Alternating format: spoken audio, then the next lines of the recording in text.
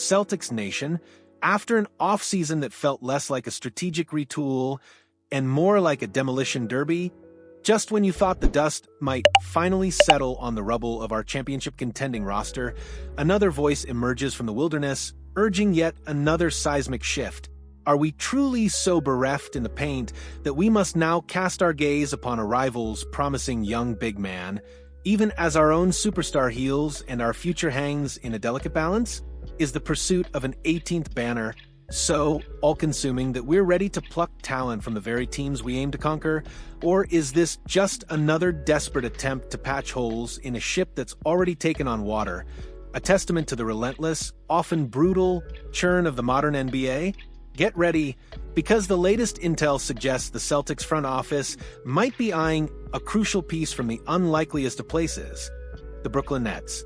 The summer of 2024 in Boston has been nothing short of a whirlwind, a period of dramatic transformation that has left many fans reeling and pondering the true direction of their beloved Celtics. What began with the euphoria of an NBA record 18th championship quickly devolved into a sobering reality check as the team faced the devastating news of Jayson Tatum's Achilles tendon rupture during the second-round playoff series. This wasn't just an injury, it was a strategic earthquake that sent shockwaves through the entire organization, forcing President of Basketball Operations Brad Stevens to make some of the toughest decisions of his tenure. The mandate was clear: shred the championship-winning rotation, reduce salaries, and prepare for a future that, for the immediate term, would be without its undisputed superstar. The ensuing roster overhaul was swift and decisive, a surgical dismantling of a team that had reached the pinnacle of success. Starting center Kristaps Porzingis, a player whose unique blend of shooting and rim protection had been instrumental in their title run, was traded to the Atlanta Hawks in a move that netted Georges Niang and a future second-round draft pick. Niang, a capable stretch four, along with that future pick and an additional second-rounder, was then promptly flipped to the Utah Jazz for the promising two-way rookie wing R.J. Luis Jr. and a valuable trade exception. These were not minor adjustments. These were foundational shifts designed to create financial flexibility and inject new, albeit unproven, talent into the pipeline. The departures didn't stop there. The beloved backup center and fan favorite, Al Horford, a true veteran presence and emotional anchor for the team, was reportedly offered a deal that Brian Robb of Mass Live suggested was likely a veteran's minimum. This seemed to signal the end of an era for Horford in Boston, as he appeared poised to ink a deal with the Golden State Warriors, pending the resolution of Jonathan Kuminga's restricted free agency. Meanwhile, third-string center Luke Kornet, a reliable presence in limited minutes, also found a new home, signing a substantial 3-year, $41 million agreement with the San Antonio Spurs.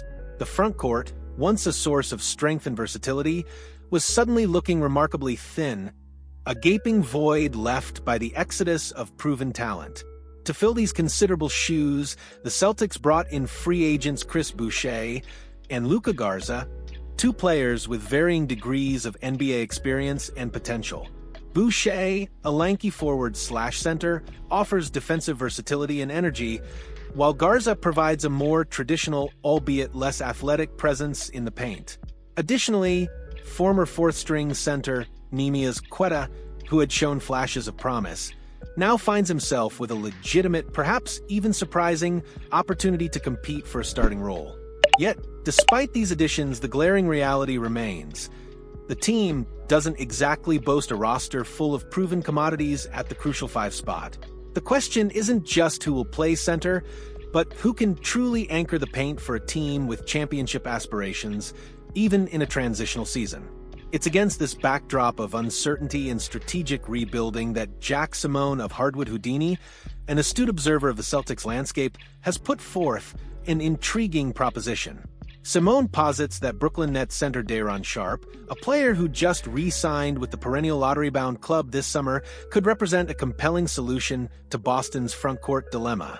The suggestion immediately raises eyebrows, not just because Sharpe plays for a division rival, but because it implies a willingness to once again delve into the trade market for a player who, while promising, is not yet a household name. Sharpe, a 23-year-old center out of North Carolina, recently committed to a 2-season, $12.5 million deal to stay in Brooklyn. On the surface, this might seem like a player firmly entrenched with his current team. However, a critical detail in his new contract has opened a fascinating door for potential trade suitors. Per Keith Smith of Spotrac, a renowned expert on NBA contracts, Sharpe declined an implied no-trade clause that was apparently available to him due to the structure of his new deal. Smith elaborated on X, stating, Day'Ron Sharpe waived his implied no-trade clause in his new deal with the Brooklyn Nets. Sharpe was eligible for an NTC no-trade clause because his deal includes an option, team option in this case, on the second season. This seemingly minor contractual adjustment is, in fact, a significant development, making Sharpe a far more tradable asset for the Nets should they choose to move him. It's a testament to the intricate dance of NBA contracts, where even the smallest print can unlock major strategic possibilities. Looking at Sharpe's on-court performance, the numbers paint a picture of a young big man with considerable upside. In 50 healthy appearances for the 26-56 Nets last season, operating primarily as the backup behind starter Nick Claxton, Sharpe averaged career highs of 7.9 points, 6.6 rebounds, 1.8 assists, 0.8 steals, and 0.8 blocks, all accomplished in a mere 18.1 minutes per game. These are impressive per-minute statistics, hinting at a player who can be highly productive when given the opportunity. What truly stands out, however, is his prowess on the offensive glass. Sharpe is an elite offensive rebounder, possessing a relentless motor and an innate ability to carve out space and secure second-chance opportunities. In a league increasingly valuing offensive boards and extra possessions, this skill alone makes him a valuable commodity. Furthermore, his new contract, while a step up from a rookie deal, remains incredibly affordable, making him an attractive target for teams looking to add talent without breaking the bank. But here's where the plot thickens, and the immediate excitement around a potential Sharpe acquisition must be tempered with a dose of cold, hard reality.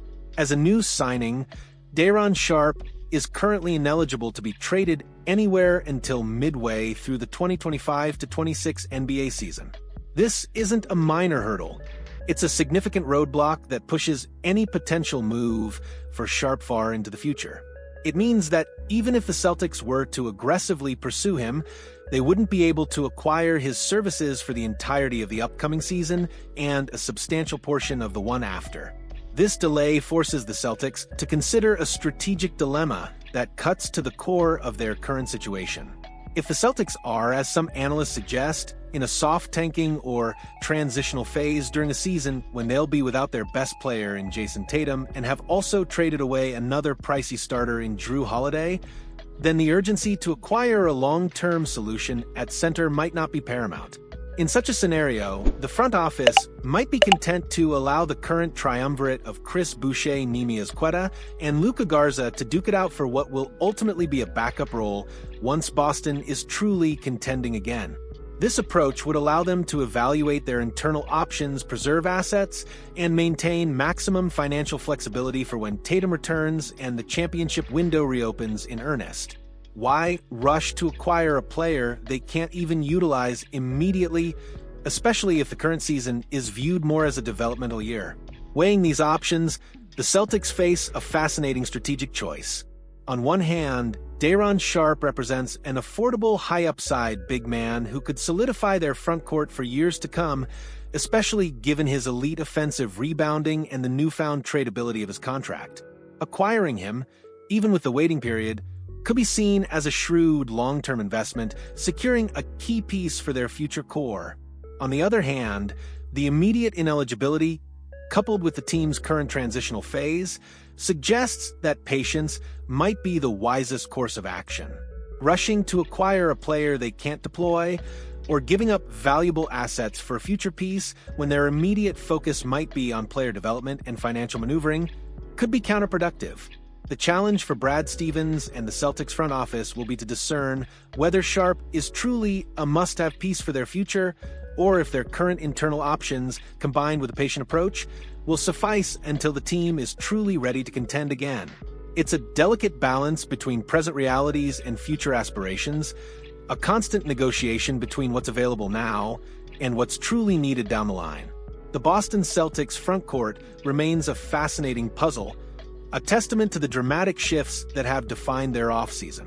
Jack Simone's suggestion of Day'Ron Sharpe as a potential target from the Brooklyn Nets highlights an intriguing, affordable option with significant upside, made even more appealing by his contract's lack of a no-trade clause.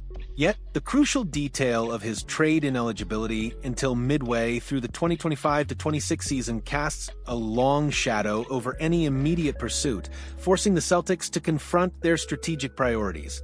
Are they truly in a soft tanking phase, content to develop their current big men and wait for Tatum's return? Or is Sharpe a long-term piece too valuable to ignore, even if it means playing the waiting game? This isn't just about finding a center. It's about defining the Celtics' identity for the coming seasons, a relentless pursuit of perfection in a league that demands constant evolution. So, Celtics Nation, what's your take on this intriguing proposition? Is Day'Ron Sharpe the missing piece our frontcourt desperately needs, even with the significant waiting period? Or should the Celtics focus on developing their current roster and preserving assets, embracing a season of transition before making another big splash? We want to hear your passionate opinions, your strategic insights, and your predictions for what Brad Stevens' next move will be. Dive into the comment section below and let your voice be heard. If this deep dive into the Celtics' relentless search for frontcourt stability has got your basketball mind buzzing, then don't forget to hit that like button, subscribe to our channel for all the latest breaking news and in-depth analysis, and make sure to ring that notification bell so you're always ahead of the game. Until next time, keep the faith, because the pursuit of greatness in Boston is a story that's always evolving.